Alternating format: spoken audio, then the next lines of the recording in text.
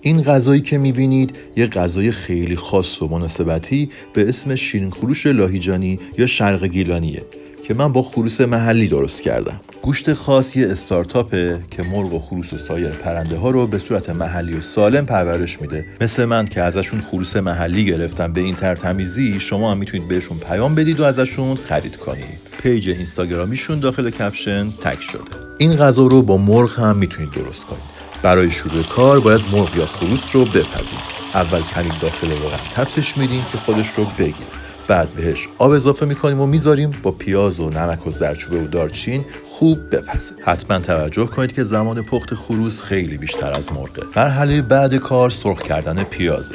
پیازهایی که درشت خورد شده و توی تابه بزرگ طوری که له نشه همراه روغن و زردچوبه و کمی نمک باید با صبر و حوصله زیاد سرخ بشه. وقتی پیازها تغییر رنگ داد و به رنگی که میبینید در اومد، بهش آلو خشک و زردآلوی خشک اضافه میکنیم.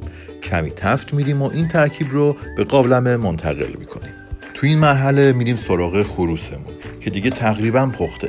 با ملاقه آبی که خروس رو داخلش پختیم رو بر میداریم و به خورش اضافه میکنیم، اونقدر که ترکیبمون از خشکی در بیاد و روی حرارت نسوزه. بعد از اضافه کردن آب رنگ غذا کمی روشن میشه.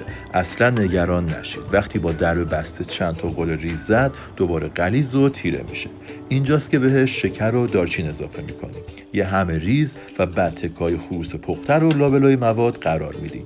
این باعث میشه که خوب طعم‌ها ترکیب بشه و شیرین خروش شاهکار و خفن ما شکل بگیره. درش رو که نیمه باز بذاریم و جا بیفته و روغن بندازه، غذا آماده است. شما هم تو این فرصت دوبار بزن رو صفحه و این پست رو لایک کن. آماده شد.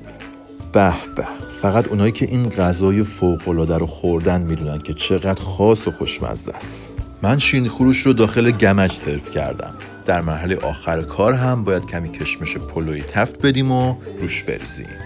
این غذای بسیار خوشمزه و خاص جزو غذاهای پذیرای VIP در لاهیجان و شرق گیلانه. غذایی که کمتر به سایر غذای گیلکی شبیه و حتما پیشنهاد میدم که درستش کنید. این هم از خروس خوشمزه‌مون که هرچی از خوشمزگیش بگم کم گفتم.